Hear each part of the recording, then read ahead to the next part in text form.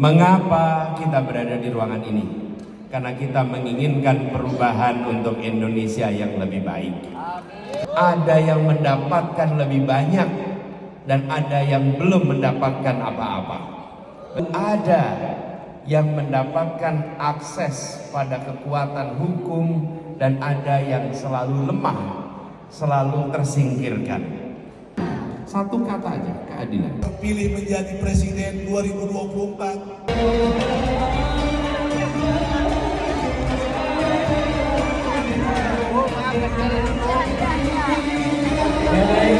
Luar biasa sih sambutan teman-teman yang sudah menunggu dari tadi kehadiran calon presiden Republik Indonesia.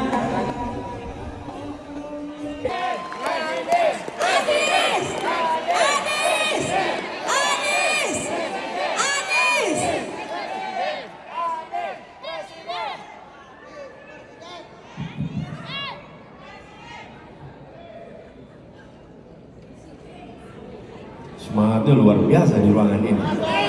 Ya, Luar biasa. Masya Allah.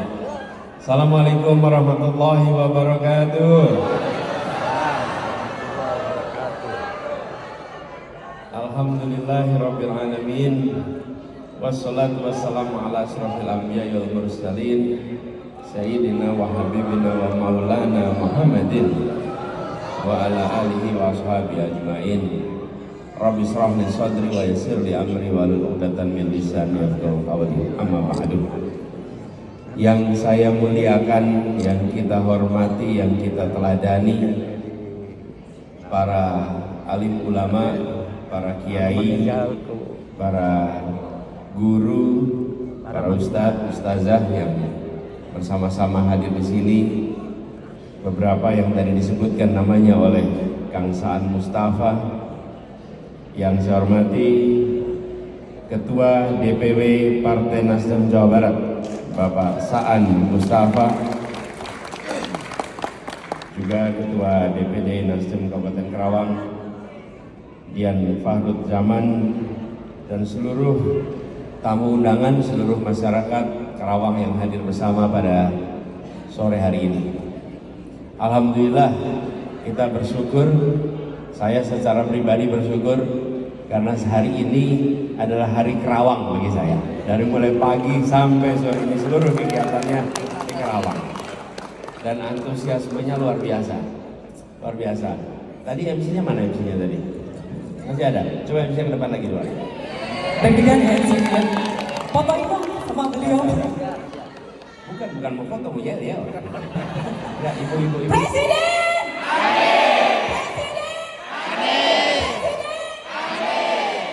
Apa partainya? Apa partainya? Presiden! Presiden! Presiden! Terus partainya? Partainya! Oke, tepuk tangan buat MC kita. Makasih, makasih. Ya, jadi sekalian, tadi disebut partainya, capresnya. Cawapresnya siapa? Bukan Amin, aduh. Capresnya siapa namanya? Amin. Singkatannya? Amin. Jadi capresnya? Cawapresnya? Muhaimin. Muhaimin. Kalau kita keliru gimana ngomong sama yang lain? Betul nggak? Nah, yuk. Capresnya? Wakilnya? Singkatannya? Tepuk tangan buat semuanya di sini. Para kiai, para alim ulama, para guru, dan seluruh hadirin sekalian. Tadi sudah disampaikan. Mengapa kita berada di ruangan ini? Karena kita menginginkan perubahan untuk Indonesia yang lebih baik. Kita menginginkan Indonesia yang lebih adil. Mengapa kita berbicara tentang keadilan? Indonesia sudah merdeka sejak tahun 45 dan alhamdulillah kita merasakan pembangunan yang berjalan dengan baik. Tetapi pembangunan yang sudah berjalan selama ini masih dirasakan timpang hasilnya. Masih rasakan timpang. Ada yang mendapatkan lebih banyak dan ada yang belum mendapatkan apa-apa. Betul? Ada sebagian yang menikmati luar biasa dan ada sebagian yang hanya menonton, tidak menikmati apa-apa. Ketimpangan ini nyata.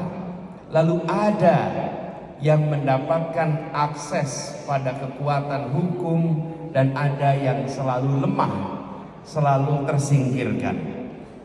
Ketimpangan, ketidaksetaraan, itulah potret Indonesia hari ini. Bila ini tidak dikoreksi, bukan saja kita menyimpang dari tujuan awal kemerdekaan, tapi akan beresiko keretakan dan perpecahan. Keretakan perpecahan. Kenapa? Kita ingin Indonesia bersatu, tapi tidak ada persatuan dalam ketimpangan, Bapak Ibu. Di kampung aja kalau timpang sulit bersatu, betul tidak? Ketimpangan dan persatuan itu tidak bisa digabung. Yang bisa digabung itu apa? Keadilan, kesetaraan dengan persatuan. Kalau ada ketimpangan, sulit ada persatuan. Yang disebut sebagai bersatu, bersama, aman, damai, itu bukan kalau tidak ada konflik. Mau beri contoh, damai, tidak ada konflik, tapi tidak adil. Ada, gini, karena yang jaga banyak, semuanya pegang senjata, semua orang anteng diam. Apakah di situ ada konflik? Tidak. Apakah itu damai yang sesungguhnya? Tidak. Ini karena takut ada yang pegang senjata.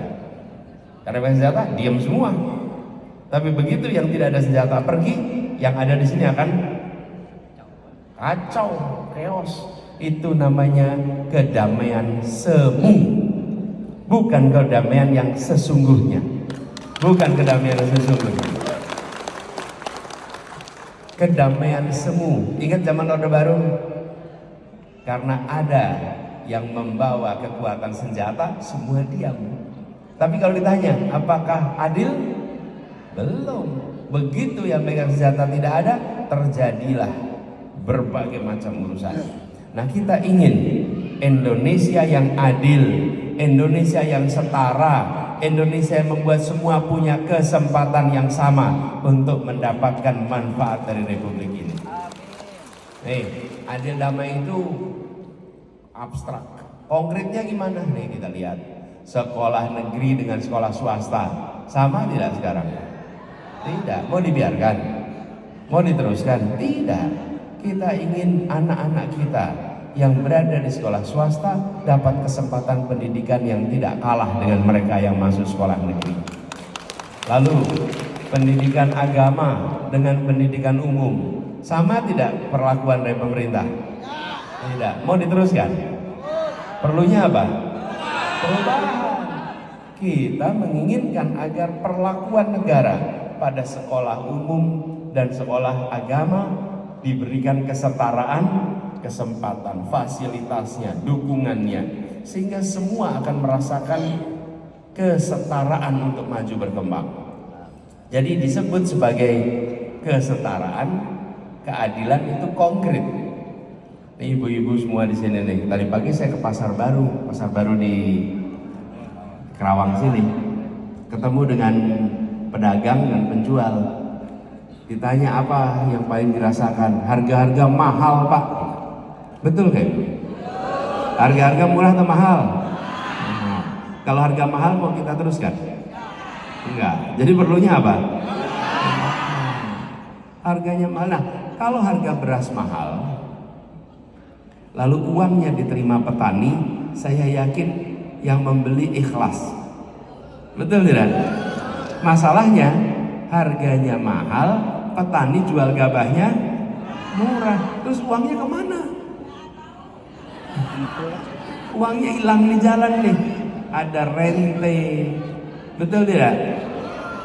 Ada macam-macam di sini nih, mafia macam-macam yang membuat harga itu selisihnya jauh. Apa yang terjadi?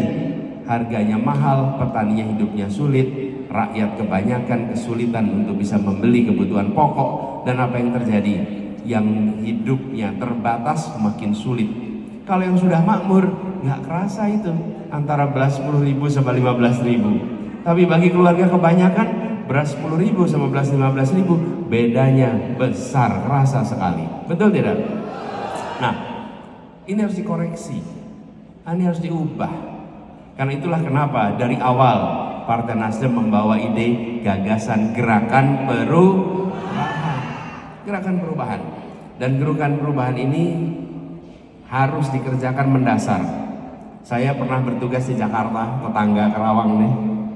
Ketika kami bertugas di Jakarta, saya katakan satu kalimat yang harus dipegang oleh semua. Judul kalimatnya semua hafal.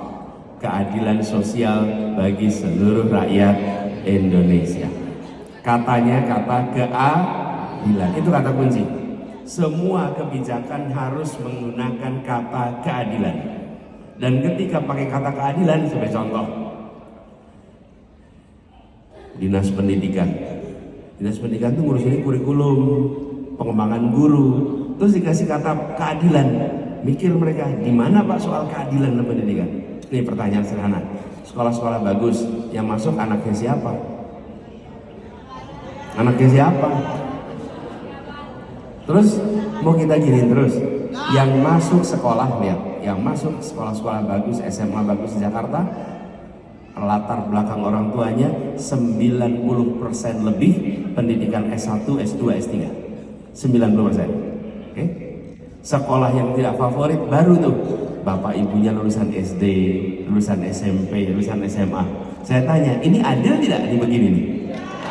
Tidak, harus diubah. Jadi mulai 2018, 19 diubah. Ketika itu dilakukan perubahan, banyak yang bergejolak. Siapa yang bergejolak? Yang 90% itu tuh, yang merasa sekolah itu milik kami. Bukan, sekolah bukan milik Anda, sekolah milik seluruh rakyat Jakarta. Dilakukan perubahan sistem penerimaan siswa baru. Begitu sistemnya diubah, tahun itu apa yang terjadi? Sekolah-sekolah favorit, sepertiga orang tuanya pendidikan SD SMP, sepertiga pendidikan SMA SMK, sepertiga pendidikan tinggi S1 S2 S3. Mendadak anak siapa saja bisa masuk sekolah-sekolah yang bagus. Apa yang terjadi? Ini manfaatnya tidak dirasakan bulan depan. Bayangkan, anak pedagang bakso masuk sekolah paling favorit di Jakarta, bapaknya cuma SD. Nanti 10-20 tahun kemudian ketika anak ini sudah, insya Allah dari sekolah bagus itu masuk perguruan tinggi bagus, dari situ insya Allah dia dapat pekerjaan yang baik. Betul tidak? Hidupnya lebih baik, baru derajat orang tuanya nanti diangkat oleh anaknya. Tapi prosesnya sampai 20 tahun. Banyak yang nggak mau melakukan perubahan itu. Kenapa? Karena kelas menengahnya marah. Di Jakarta gubernur ini protes. Kenapa anak-anak kita tidak bisa masuk sekolah lagi? Saya bilang, Bapak Ibu, tidak ada yang melarang anak Bapak Ibu masuk sekolah lagi. Bedanya, dulu yang lemah kalah itu nerimo. Memang saya udah untung dapat sekolah, udah untung. Sekarang disamakan, bukan dikalahkan. Hari ini, mulai hari ini saya bilang, peluang diterima sekolah baik untuk anak miskin maupun anak orang kaya, peluangnya sama. Prinsip keadilan, cuma diprotes. Kebanyakan kepala daerah tidak mau mengubah. Kenapa? Karena menghadapi protes dari mereka-mereka yang selama ini merasa dapat kemudahan. Dan ketika itu diubah, panjang nanti dampaknya. Banyak sekali kebijakan-kebijakan dengan satu kata, keadilan. Ini juga yang akan dibawa di tingkat nasional. Semua kebijakan yang kita buat harus mengedepankan keadilan. Nih, di sebelah sini ada jalan tol nih. Ini salah satu jalan tol lama kan? Jalan tol yang paling lama namanya Jagorawi. Habis itu tol Cikampek kan? Lewatnya lewat daerah Kerawang.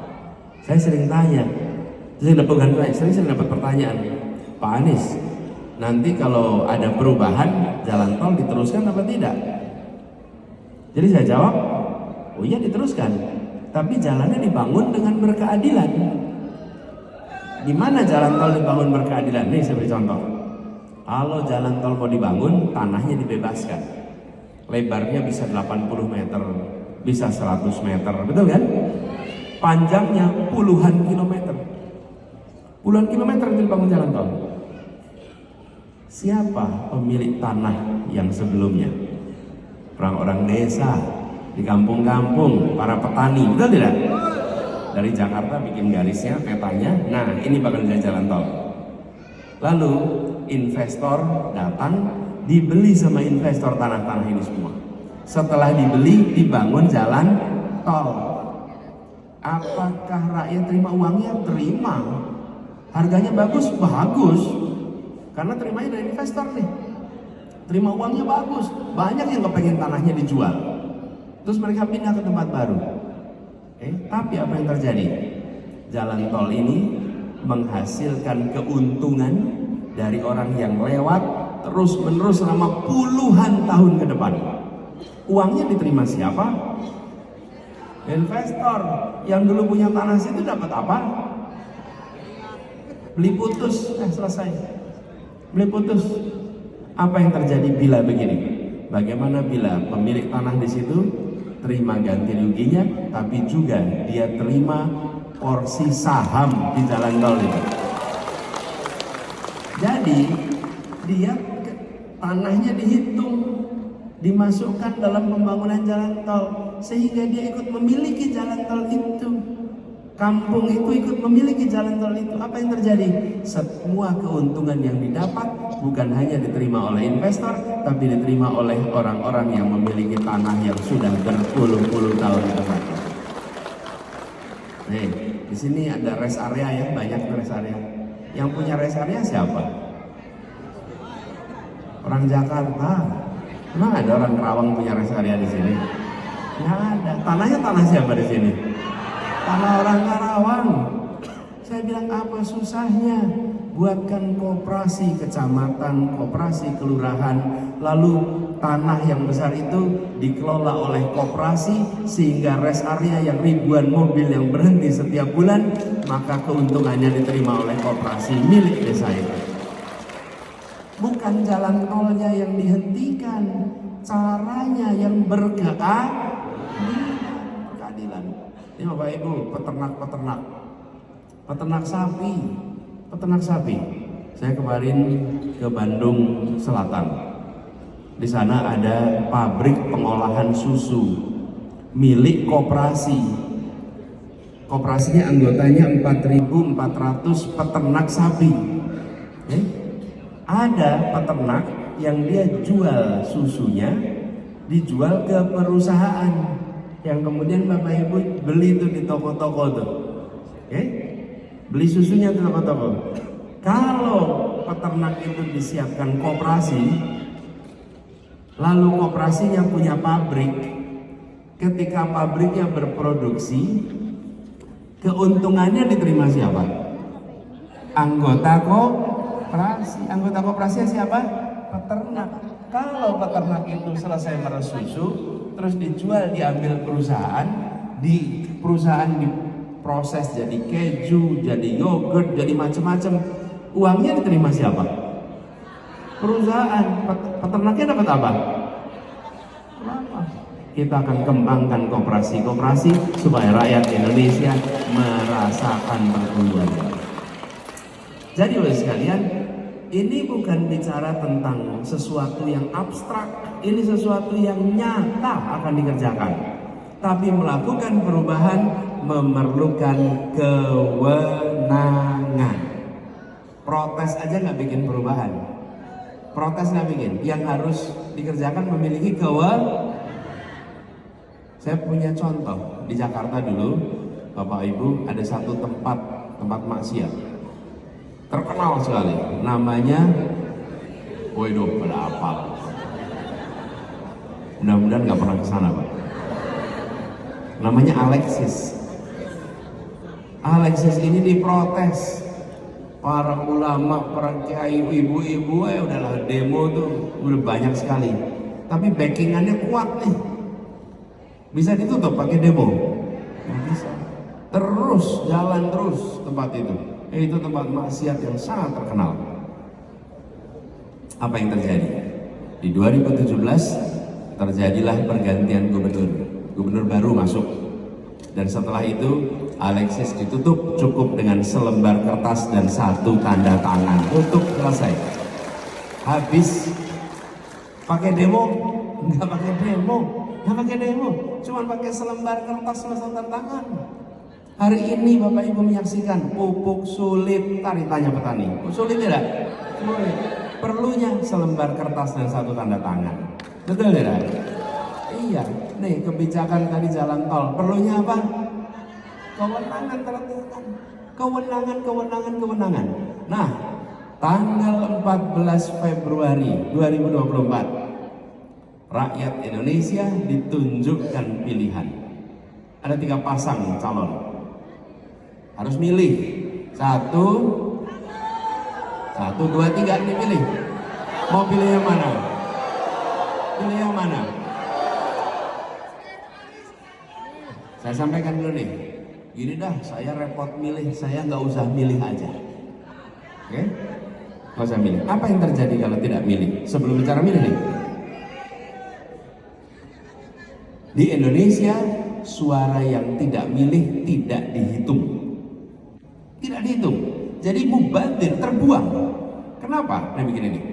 Kalau satu kota yang datang cuma 40%, yang 60% nggak ikut milih, nggak datang nih, maka yang dikatakan menang adalah dari 40%. Yang 60% nggak dibilang lebih banyak, tidak. Nggak bisa dibilang pemenangnya yang tidak datang, nggak ada. Yang disebut sebagai diberi amanah dari yang 40. Jadi hari ini kita, menurut saya, tidak punya pilihan untuk diam. Kita harus melakukan pilihan, dan pilihan kita nomor 1. Saya akan katakan, mau pilih perubahan, pilihnya nomor 1. Pilih nomor 1. Karena kami insya Allah akan menyerahkan perubahan. Tapi kalau yang situasi sekarang menurut ibu bapak perlu diteruskan, pilih yang lainnya. Mau diteruskan? Mau diteruskan? Kalau nggak mau, jangan diam. Kalau tidak mau, harus berani pilih. Hari ini bukan saatnya lagi untuk abu-abu. Hari ini kita harus ambil pilihan yang jelas dan tegas.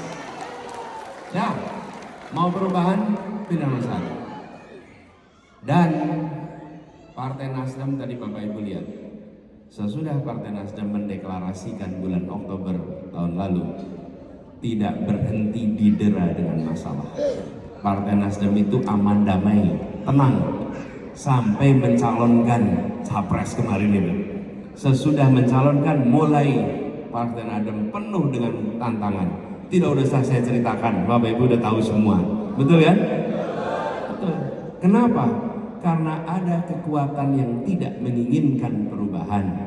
Karena begitu bicara perubahan, ada yang nyaman yang mungkin akan merasa terganggu. Padahal kami sudah mengatakan, kami berencana menghadirkan keadilan. Terjemahannya apa? Membesarkan yang kecil tanpa mengecilkan yang besar. Jadi yang besar nggak usah takut, karena kita tidak akan memusuhi yang besar. Biarkan, karena yang besar juga ujungnya akan mendapatkan, akan bisa mendorong yang kecil untuk berkembang. Tapi jangan yang kecil ini biarkan kecil terus. Masa yang kecil dibiarin kecil terus? Sebaliknya, membesarkan yang kecil tanpa mengecilkan yang besar. Jadi pada tanggal 14 besok ada 3 pilihan nih. Dari 3 pilihan itu kebetulan Allah takdirkan kita mendapatkan nomor. Jadi kalau 1 itu nggak ada 2-nya, Pak. Satu, benar ya? Jadi sekalian, kami ingin sampaikan pada semua, mari saya sampaikan, kami mengajak. Ini masa kampanye, jadi saya boleh mengajak. Saya ingin mengajak. Kalau ini bukan masa kampanye, saya nggak mengajak. Saya akan mengajak Bapak Ibu sekalian untuk ambil pilihan. Diam, tidak memilih, tanggung konsekuensinya besok. Atau ambil pilihan dan tagih janjinya ketika sudah terpilih. Ya. Jadi kalau ada orang bawa poster jangan ngumbar janji, oh salah ini posternya. Harusnya posternya umbarlah janjimu, kutagih nanti. Itu betul tidak? Iya, jangan dilarang ngumbar janji. Berikan janjimu sekarang, besok akan kutagih janjimu. Karena apa? Kita sekarang ini, saya bukan seseorang yang mendaftarkan diri untuk jadi calon presiden. Saya ini dipanggil, tadi saya ceritakan tuh, saya dipanggil, diamanati jadi calon presiden. Uang tidak punya, partai tidak ada. Saya ini guru resminya. Kalau ditanya apa? Gurunya di kampus. Sekarang saya lagi tugas luar nih dari kampus. Tapi saya merasa tanggung jawab yang diembankanlah tanggung jawab besar untuk membuat perubahan. Saya ingin mengajak kepada semuanya, mari emban bersama-sama tanggung jawab yang besar ini untuk perubahan. Saya ketiban tanggung jawab ini. Sekarang saya mengajak warga Kerawang, para tokoh masyarakat Kerawang. Yuk kita emban sama-sama ikhtiar perubahan ini. Siap? Siap mengemban sama-sama? Karena bila kita ikhtiarkan, insya Allah kewenangan yang diberikan akan dipakai untuk menghadirkan keadilan. Satu kata aja, keadilan. Dan begitu bicara keadilan, insya Allah yang lain-lain beres. Dan kita semua tahu, kalau kita ingin berubah nasibnya, tidak bisa menunggu orang lain yang melakukannya, betul tidak? Kita sendiri yang harus melakukannya. Ini kesempatan, waktunya cuma 6 jam Bapak Ibu. 6 jam. Tanggal 14, jam 7 pagi sampai jam 1 siang. Sesudah jam 2, udah nyesel kalau nggak nyoblos, selesai. Tapi jam 7 sampai jam 1, itu saat Indonesia menentukan arah ke depan. Arah perubahan atau arah keberlanjutan. Kami menawarkan perubahan. Termasuk Bapak sekalian, saya sering sampaikan ini, kita merasakan sekali betapa anggaran yang begitu besar sering tidak digunakan untuk kebutuhan yang urgen. Kita punya kebutuhan-kebutuhan urgen. Saya sering pertanyakan, kita membangun IKN hari ini. Pertanyaan ini, uang sebesar itu kalau dipakai untuk membangun banyak kota supaya lebih maju, transportasi umum di mana-mana lebih baik, air minum lebih baik, manfaatnya mana? Di banyak kota atau di satu kota IKN? Uang ini mau diapain?